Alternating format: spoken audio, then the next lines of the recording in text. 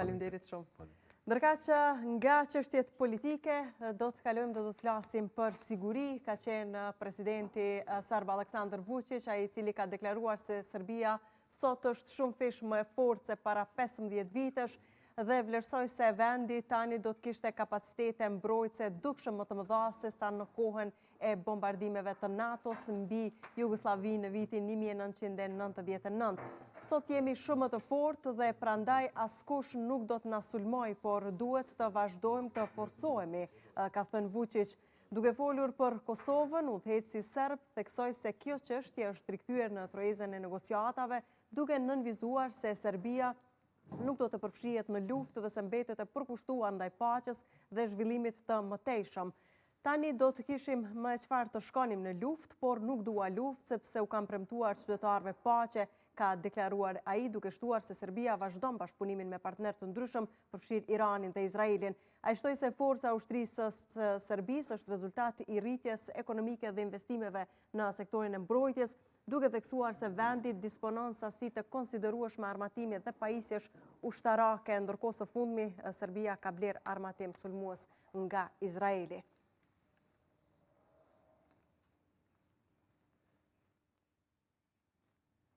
Ndërka që pikrish për këtë temë do të diskutojmë gjatë kësaj pjese me një panel të ftuarish, do të diskutojmë për deklaratat e Vučićit, për atë se si duhet lexuar, si duhet interpretuar, a ishin mesazhe për BE-n, a ishte një test për ndërkombëtarët, gjitha këto me një panel i përbër nga eksperti i sigurisë, zotri Arben Dashevci. Dashevci, mirë se erdhët. Shëgjetat nderuar. Për krati gjendet ish koloneli, miku i misionit mesditës, zotri Refki Morina. Morina, mirë se erdhët. Mirë shëgjetat. Po nisim me këto deklaratat e fundit të presidentit serb për fuqizimin ushtarak të Serbisë, fillimisht më pas do ndalemi gradualisht të diskutojmë edhe të tjerat, ku përmend Kosova, u përmend ajo se Serbia sot është shumë më e fortë se viti 99, si duhet lexuar në aspektin e sigurisë këto deklarata Dashevci? Këto deklarata këtij presidentit, këtij shteti fqin, janë deklaratat përsëritura varet kur i konvenon situata, si përgjigje tashme, lokale ose nacionale, ose kur përballet me të vërtetën, si për shembull regresi total në media që është atje. Më larg se para një jave, ai ka thënë se do të ndërtoj ose ka dëshirë të ndërtoj një autostradë prej Kralevës dhe deri në Mitrovic, por nuk e dim, thot ai, analojnë amerikanët. Pra, këtu qëndron ai ndryshimi. Ai tenton të anashkaloj kince Republikën e Kosovës, kur dje që është fakti kryer dhe nuk mund të ndërtosh ti askund asgjë pa miratimin e një shtetit pavarur sovran, siç është Republika e Kosovës. Në këtë aspekt që ka thënë se tash jemi më të fortë, më të mbrojtur dhe gjitha ato që i cek ai në aspektin e luftës hibride, sepse përdor propagandën. Nuk duhet haruar asesi as vitet 90-ta, edhe atëherë ka qenë i fortë. Ai ka filluar me 11 ditë në Sloveni, ka dështuar me Janez Janshun dhe ka tentuar me generalin famkeq Blagoje Hadžić. Ai pastaj gjithmonë edhe në Kroaci ka krijuar një krajinë serbe me Milan Martić, ka marrë shumë territor në Knin dhe në Slavoni, por me stuhin është larguar. Ai nuk duhet të harroj se ka ndodhur Srebrenica dhe Potočari, ku ka ende shumë plagë dhe viktima, dhe pastaj ka tentuar pak sa edhe në Maqedoni. Por politika zhdërvjellëse e Vasil Tupurkovskit dhe Kiro Gligorov e pshtoi domethënë atë vend prej luftës. Krejt atë teknik që e ka pas, ai vetëm se e ka tërherë në Beograd. Tash po flasin vitin 2026. Po thot se kemi këtë dhe kemi atë. Po harrohet domethënë edhe fakti tjetër, duke pas parasysh se e përmend vetëm vendin e tij. Nuk duhet haruar se edhe Kroacia, edhe Shqipëria, shteti am, janë në NATO, kurse ne jemi më fatlumët. Ne NATO ne kemi në Republikën e Kosovës.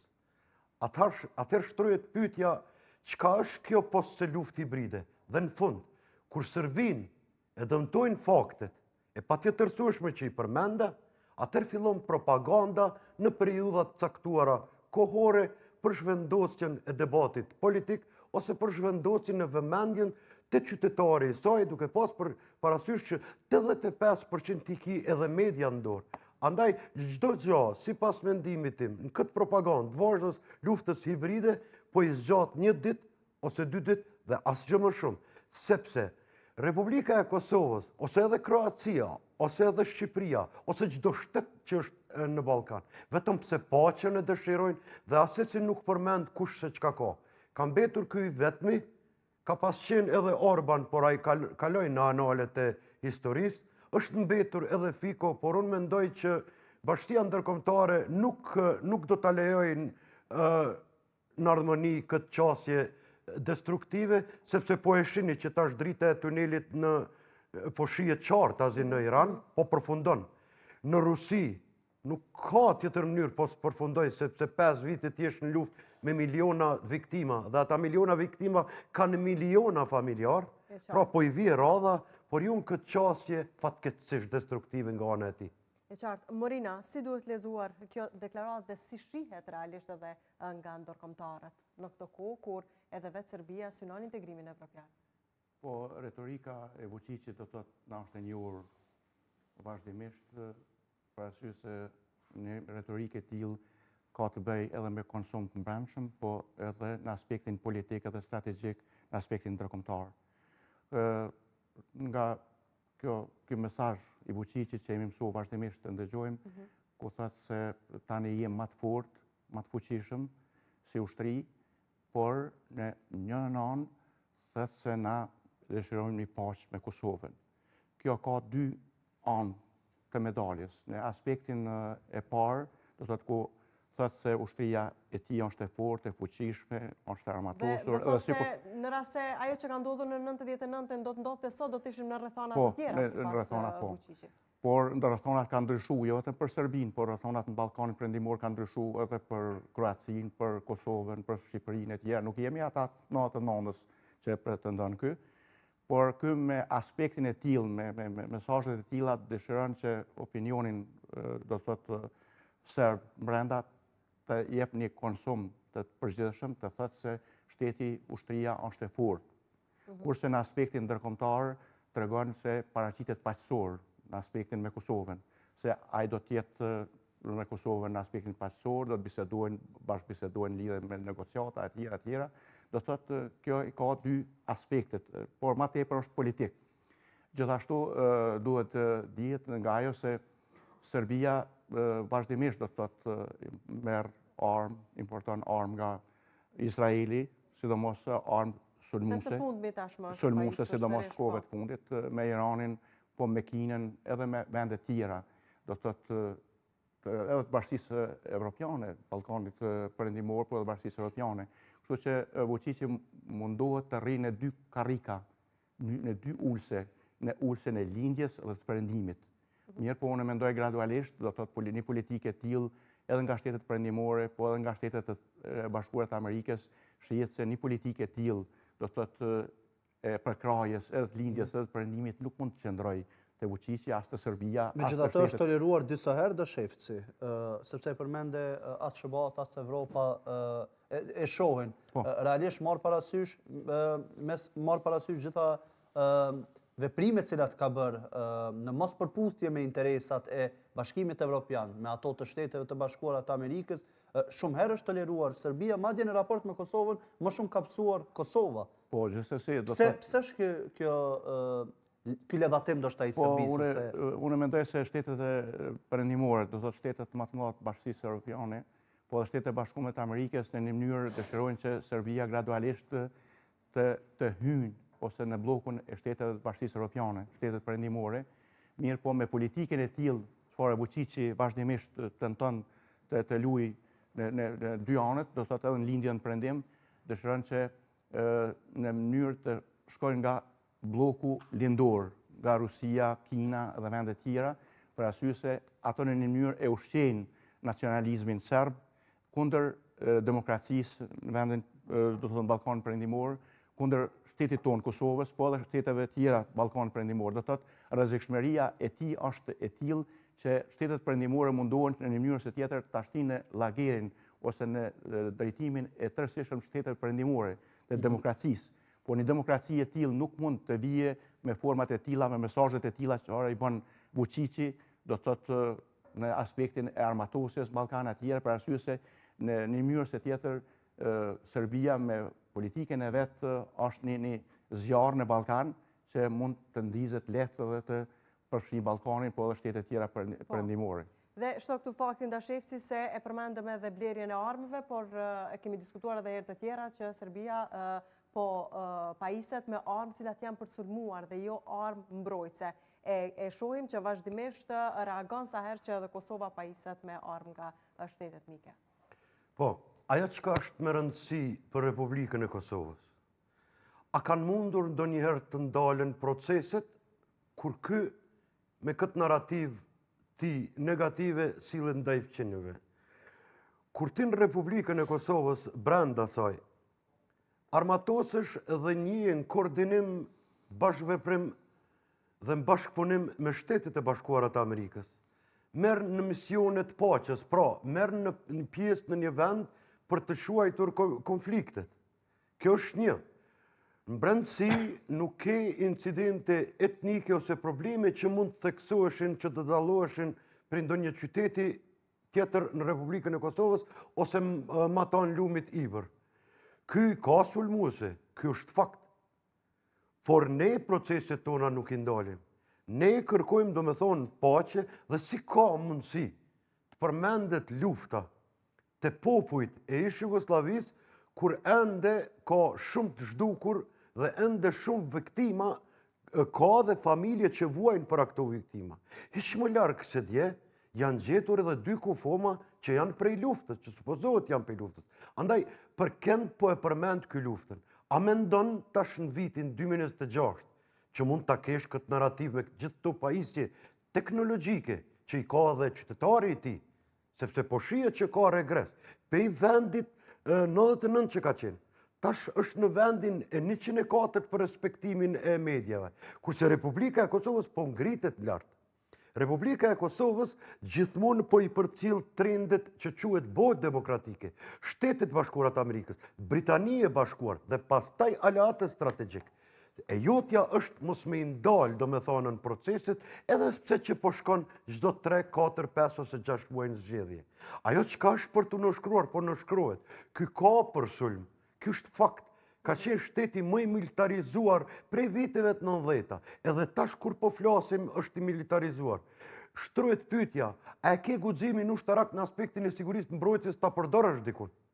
Kur NATO në kenë Republikën e Kosovës dhe shtetet që të rrethojnë ty janë në NATO dhe shtetet që të rrethojnë ty gjithashtu po ta cekin pothuajse çdo 10 ditë, se nuk kem asgjë të bëjmë me këtë narrativ tënde dhe nuk kem asgjë të bëjmë me armatosjen tënde që është problemi brendësor i NATO-s dhe nuk ka asgjë të bëjmë ty.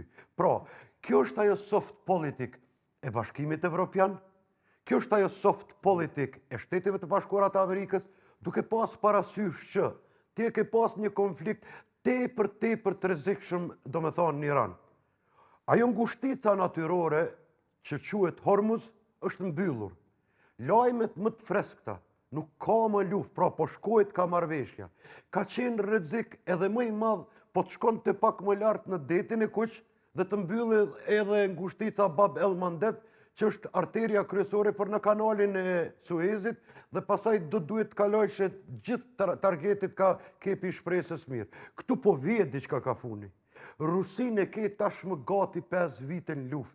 Çfarë logjistike, sa miliarda e miliarda shkuan, kur edhe Rusia tash, edhe Ukraina tash, por edhe presidenti Trump po thonë që do të ketë diçka tryez në qershor ose në korrik. Dhe apo vje koha e tij që t'i ndaloj këto narrativa siç i ndaloj qytetari i Hungarisë, ose siç mund t'i ndaloj qytetari i Slovakisë me Fikon, ose siç po tenton t'i ndaloj qytetari prej 14 nëntorit të vitit kaluar për këtë njeri me këtë narrativ të luftës hibride fatkeqësisht. Për të kthyer edhe një herë tek deklaratat e Vučićit, sepse realisht në opinionin publik sa herë që përmendet Vučić, më pas diskutohet dhe analizohet e kanë fjalën nga profesionist mbi atë se gjitha këto deklarata ai bën për konsum të brendshëm politik, sidomos kur ka probleme cilat edhe duhet ta zhvendosë vëmendjen. Kjo e tanishmja, deklarata fundit mund të lexohet si e tillë, sepse realisht përmend disa fakte të cilat mund të merren edhe si kërcënime ose të testohet, siç e tham krejt në fillim, BE-ja, SHBA-ja, mënyra se si po reagojnë ndërkombëtarët. Po rajoni do të thotë jonë i Ballkanit është i brisht ende situata në tërësi në Ballkan. Prandaj deklaratat e tilla janë më tepër psikologjike, ndikojnë në psikologjinë e shteteve dhe vendeve të Ballkanit.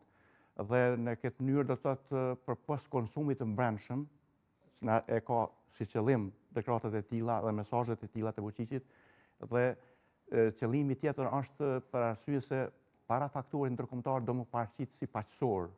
Se me Kosovën na nuk do të luftojmë edhe përkundër forcimit të armatës tonë, forcave e tjera, edhe nëse shqyqojmë në tërësi do të thotë pengesë për Vučićin edhe politikën e tij është edhe bashkëpunimi i Kosovës në aspektin bashkëpunimit të ushtrive tona me Kroacinë, me Shqipërinë, do të thotë bashkëpunimi trilateral ka qenë do të thotë pengesë kryesore ose hal në sy Vučićit, që ajo ka vazhdimisht do të thotë ka kritikuar Kroacinë, Shqipërinë, po edhe ne për shkak të këtij bashkëpunimi trilateral mes vendeve.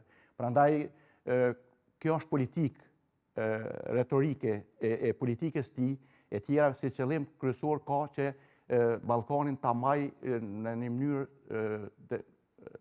në presion të vazhdueshëm shtetet e Ballkanit, sidomos Kosovën, për arsye se pengesa kryesore e tij është demokratizimi i shtetit tonë, i Kosovës, pastaj ngritja kapaciteteve ushtarake të FSK-s, ku kemi tani një kapacitet, nuk jemi as ne, as ushtria jonë, as FSK-ja jonë, nuk është ajo e 99-ës, po është e 2026-ës, as Shqipëria nuk është ajo e 1999-ës. Pra po thoni se edhe kundërpërgjigja do të ishte ndryshe në edhe ne, edhe shtetet e Ballkanit kanë ndryshuar, nuk kanë ndryshuar veç Serbia.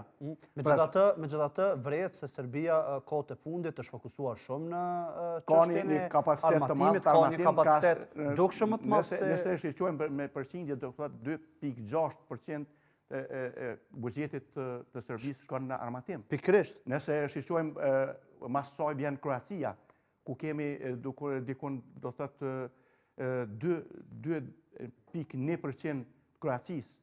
Gjithashtu Shqipëria tani kemi 2 diçka do të thotë përqindje aty, kurse në Kosovë kemi do të thotë një avancim 1.5%, do të thotë ende nuk e kemi arrit atë kuotën çfarë duhet. Prandaj duhet FSK-ja jonë, ushtria jonë, do të thotë të pajiset me teknikë, teknologji, ma moderne, edhe të merr armë të tilla, si qëllim kryesor Kosova vazhdimisht ka deklaruar se ka mbrojtjen, jo armatimin ose ato që i merr të jenë sulmuese, por ka si qëllim mbrojtjen e vendit, territorit tonë, sovranitetit, tërësisë territoriale të vendit tonë e tjera. Edhe përkundër kësaj, do thotë vazhdimisht me politikat e tilla, politika e Vučićit, edhe shteteve tjera e përkrahin politikën e tij, mundohet që të destabilizojë demokracinë në vendin tonë, me format e luftës hibride, me format e mesazheve të tilla të cilat vinë, kanë si qëllim në një mënyrë ose tjetër në aspektin psikologjik popullatën ose shtetet demokratike të cilat zhvillojnë demokracinë brenda Ballkanit mos t'i lënë të qeta. E qartë. Në shef se në anën tjetër, ne po dim e përmendet edhe ju mjaft mirë që në botë ka shumë tensione. Vëmendja e Shteteve të Bashkuara të Amerikës nuk është gjithmonë vetëm tek konfliktet ose raportet e tensionuara në Ballkan, edhe pse her pas here bën thirrje për të bërë një zgjidhje stabile, një zgjidhje e qëndrueshme. Duke parë mënyrën se si po ndryshojnë gjërat kaq shpejt, armatimin e madh të Serbisë, deklaratat edhe synimet e Aleksandar Vučić, i cili nuk zvrapset nga ideja për të bërë Serbinë e madhe ku pjesë do të jetë edhe Kosova. Sot duhet të lexohen me shqetësim nga institucionet kosovare, nga vetë shteti, më pas edhe të reagohet në mënyrë që mos vinë gjërat befasishëm siç po ndodh nëpër botë, sepse në anën tjetër Donald Trump ka kërcënuar së fundmi disa herë edhe NATO-n për tërheqjen e SHBA-ve nga NATO, dhe ky zhvillim në rast se do ndodhej më pas do sjellte një dinamik të re, do fuqizonte disa vende deri diku ku frikën ja kanë SHBA-ve. Si shihni gjitha këto? Po, dhe do të përgjigjem në 3 mënyra, një nga një. Republika e Kosovës është në rrugën e saj duhur, këtu nuk ka asë një problem deri më sot sa po flasim ne. U përmend brishësia. Gjithmonë do të jetë situata e brisht, e qetë, me mundësi tensionimi, kur ti, atë që ka po ta kërkon edhe sekretari i përgjithshëm i NATO-s, atë që ka po ta kërkon Mbretëria e Bashkuar vazhdimisht, atë që ka po ta kërkon këtë bota demokratike që ti duhet ta dorëzosh kryekriminalin, sepse nuk do të shkosh asnjë hap para kur të vijë koha jote. Në anën tjetër, ti ke një pasiguri në botë, por nëse dikush mendon që Republika e Kosovës ose Ballkani në tërësi është e haruar, si ka mundësi të ndodhë kjo, kur sekretari i energjetikës del dje dhe sot që Kosova do të futet edhe në rjetin e saj energjetik, dhe kjo është e dëshmia që Shtetet e Bashkuara të Amerikës, politikat e saj atë jashtme nuk i ndryshon. Janë 7 pikat e tramshit që ai i ka thënë dhe ai ka qitë. Janë gjithashtu konfirmimi i tij, kur ka marrë pjesë Kosova në bordin e paqes, që ka thënë, më thirrni kur ju kam nevojë. Pra, nuk të ka zhvendos këtu vëmendje, dhe asë që bëhet fjallë. Gjithatë, dashefcini mund të konstatojmë lirshëm se Shtetet e Bashkuara të Amerikës janë të fokusuar tashmë në lindjen e mesme. Natyrisht se ata nuk e kanë vëmendjen e plot në Shtetet e Ballkanit. Madje unë mbaj mend që ka thënë se Donald Trump në deklarimet e tij të njëpasnjëshme ka thënë se vendet duhet fillojnë të marrin përgjegjësi vetë për vete. Padyshim, po kjo ke e treta ku unë desha me daj. Do me thonë ti në Ramstein i ke 39.000 ushtarë Amerikanë. Amerika është, Shtetet e Bashkuara të Amerikës janë të stacionuara, nuk ka misionet përhershme. Fakt, 80 vite, 70 vite janë aty. Është ndihmtari më i madh i Gjermanisë pa marrë parasysh debatin politik, gjithmonë politik, mes Merz dhe Trump.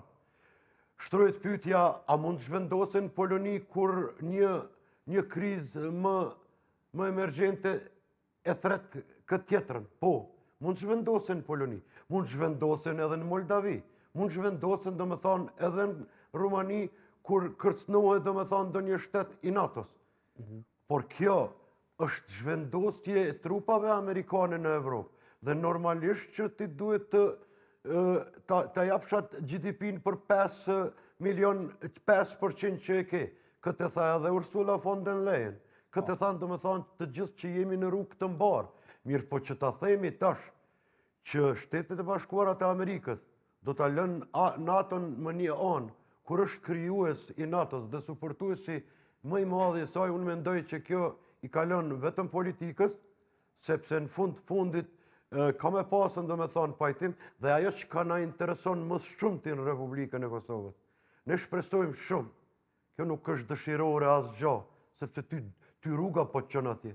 Ti në fund viti 2027, ose në fillim viti 2028, ti vetë se do t'jesh NATO. Qytetari i Republikës Kosovës nuk duhet të haroj që është në asamblenë parlamentare si antari asociuar dhe asesi më vëzhgues. Pra, ne përsoj kemi përsoj jemi në ombrellën e NATO-s. Nuk do të kemi ato luft frontale që i përmend ky presidenti i atij shteti. Kjo bie poshtë me njëherë, sipas mendimit tim, dhe në aspektin e sigurisë dhe mbrojtjes. Me njëherë bie poshtë. Por me luftë hibride, sa më shpejt që ne pajtohemi, aq më shumë edhe kundërvyhemi. Dhe përsa ne nuk jemi brenda në NATO, në ombrellën e përbashkët të 33 shteteve, ku në ato shtetet NATO-s shih vetëm armatimin e Gjermanisë, ku kancelari Merz dje tha qartazi për publikun mbar botror. Gjermania më nuk do t'i ngjasoj Gjermanisë deri në vitin 2035, sepse do të riarmatoset çka është teknologjia më e fundit. Dhe asesi ne nuk du të harrojmë Mbretërinë e Bashkuar që ka qenë me mira vite fuqi koloniale dhe mos të flasim që është fuqi bërthamore. Pra, a mendon dikush që mund të anashkaloj fuqinë e NATO-s? Ai që mendon që ta anashkaloj fuqinë e NATO-s, ai me të vërtet nuk e din aspektin e sigurisë. Dhe në NATO është Shtetet e Bashkuara të Amerikës dhe pas mendimit tim nuk largohet të nderuar. E qartë. Po, Ndeshta pavarësisht nga ajo se në Kosovë do të thotë janë trupat e KFOR-it, NATO-s e tjera, dhe do të thotë në Kosova në një aspekt ndihet e sigurt.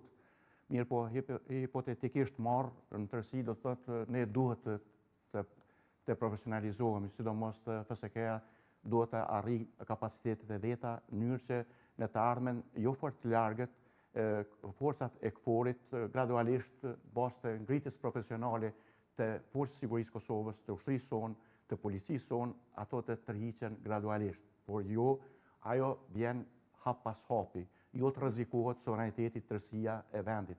Dihet se në KFOR nuk janë vetëm trupat amerikane, kemi edhe trupa tjerë, italiane, angleze, gjermane e tjera, të cilat së bashku do të thotë përbajnë tërësinë e KFOR-it, të NATO-s.